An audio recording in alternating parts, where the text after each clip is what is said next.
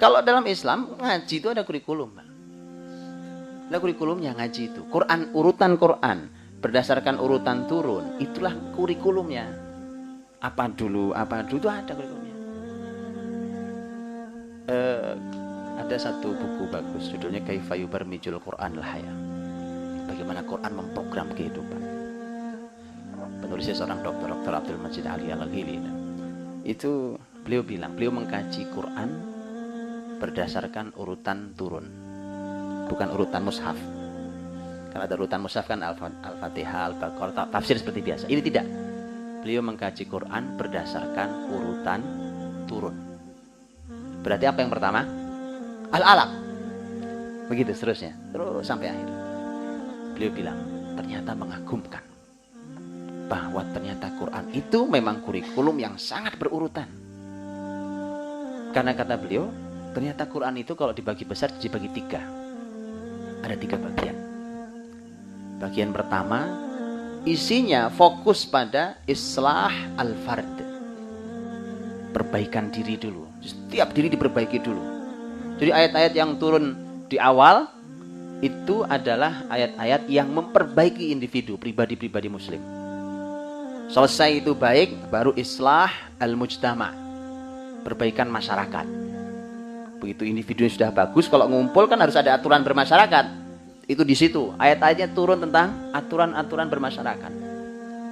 Baru yang ketiga, islah ad-daulah, memperbaiki negara, sistem.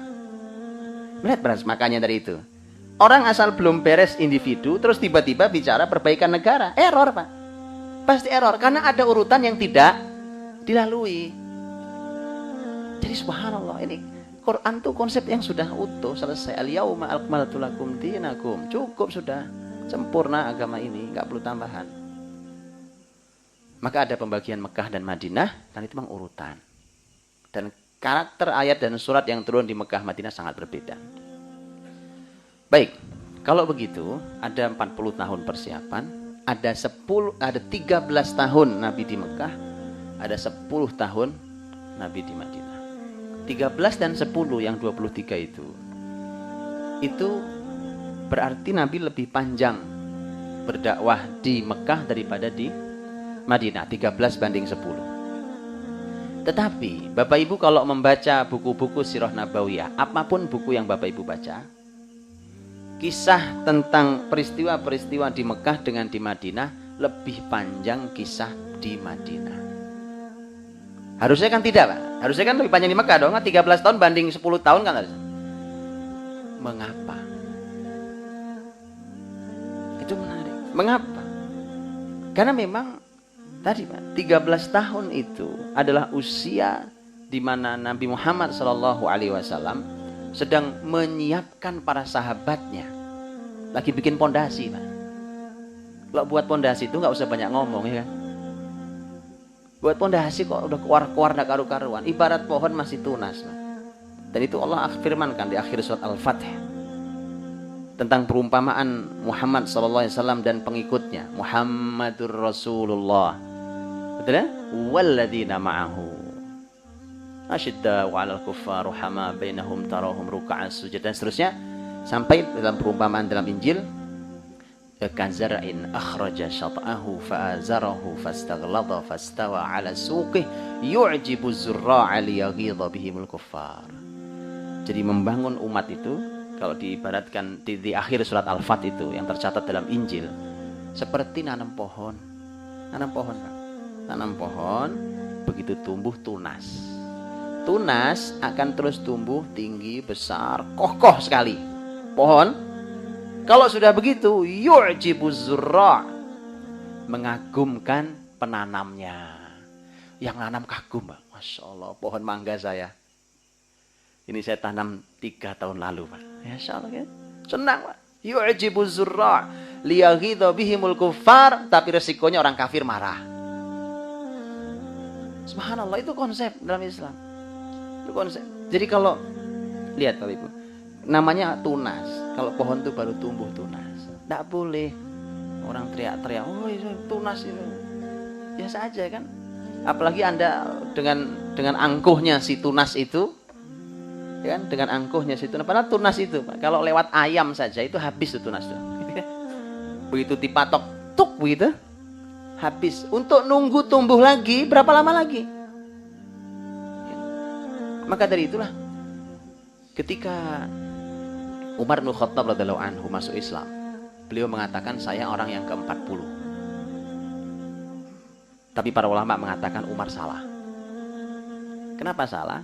Karena begitu dihitung lebih dari itu. Mengapa kau Umar sampai salah? Karena saat itu banyak orang yang masuk Islam tapi menyembunyikan identitasnya. Baru terungkap belakangan. Karena memang itu masa-masa awal. Masa-masa awal tuh nggak usah banyak bicara. Bangun. Buatkan pondasi dan seterusnya. Konsep nubuah. Sehingga di dalam sirah nabawiyah kisah tentang Mekah tidak banyak. Tidak sebanyak kisah di Madinah. Tapi kalau sudah bersabar kita 13 tahun membangun pondasi itu, nanti konsep 10 tahun di Mekah, di Madinah, 10 tahun di Madinah yang isinya adalah tentang negara, tentang hubungan luar negeri, tentang hukum, tentang aturan, itu sudah sangat mudah. Kita mau bicara penerapan syariat di situ tempatnya. Kita mau bicara tentang pasar Islami di situ tempatnya. Makanya lihat hari ini, mohon maaf, lihat hari ini. Ketika sah-sah saja, silakan orang punya semangat bagus berislam, ayo didorong. Cuma ini sekedar catatan, kenapa kalau kita melewati urutan itu hasil tidak maksimal. Mohon maaf buat teman-teman yang ada di perekonomian syariah. Lihat Pak, perekonomian contohnya perbankan syariah, asuransi syariah segala macam. Menurut saya secara pribadi semakin tidak menarik. Mohon maaf sekali lagi. Umpamanya saya contoh, ada kredit card syariah. Di mana syariahnya? Ngutang sistemik itu di mana syariahnya? Tunjukkan Pak. Ini bukan masalah aturan sistemnya. Berhutang dijadikan sistem itu di mana syariahnya? Oh, Nabi mendorong kita untuk cash, yadan biyadin. Ngutang itu boleh dalam Islam, tapi tidak jadikan sistem. Bahkan Nabi nggak mau nyolati orang yang punya utang. Untung Nabi nggak hidup hari ini. Kalau hidup hari ini nggak ada yang disolati Nabi kita Pak. Karena dibuat sistemik berhutang. Di mana ada aturan? Ada hutang sistemik terus syariah itu di mana syariahnya? Ini baru satu. Belum lagi memang yang memang tidak berminat, mudharabah bermainan saja. Mohon maaf nih, sekali lagi saya mohon maaf. Kenapa? Aslinya memang kita belum punya pondasi 13 tahun itu di Mekah itu. Begitu kita memasuki perekonomian syariah, tidak siap sebenarnya. 40 tahun yang pertama, kita bicara 40 tahun yang pertama. Sebelum bicara 40 tahun,